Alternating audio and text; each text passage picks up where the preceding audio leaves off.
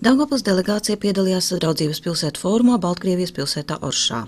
Fóruma ietvaros sadarbības līgumus parakstīja Čašniki un Viļaka, Dubrovna un Dagda, Gluboka un Viļāni. Tagad Baltkrievijā un Latvijā ir 23 sadarbības pilsētas. Fóruma dalībnieki apmeklē linu apstrādes kombinātu, Darbgaldu rūpnīcu, iepazinās ar brīvās ekonomiskās zonas darbību.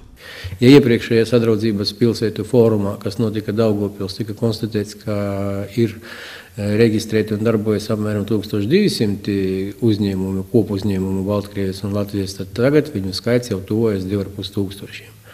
Tas parāda, ka šāda veida darbība palīdz attīstīt dzīvi, ka tas atbilst tām vajadzībām, kas ir mums, mūsu draugiem aiz robežas. Viens no partnerattiecību piemēriem ir sadarbības līgums ar Vitebsku.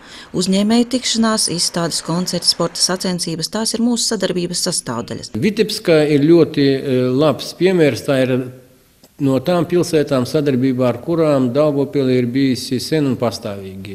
Redzot, kā attīstās viņi, kādas prioritātes ir noteiktas mums, mēs varam pārliecināties, ka teritorijām, attīstības centriem uzdevumi ir līdzīgi un izsvērt, cik pareizi šīs prioritātes ir noteiktas. Teiksim, ja?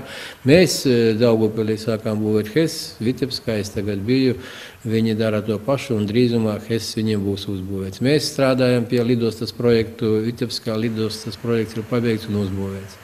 Pat tāds, it kā sadzīvisks moments, kad Daugavpilī bija pirmā Latvijā gājēju pilsēta gājēju iela Rīgas ielā izveidota. Viņi apskatījās, cik tas labi darbojas, un pie sevis Vitebskā tagad ir brīnišķīgs rajons, kur ir gājēju plūsma un tirniecības un atpūtas objekti.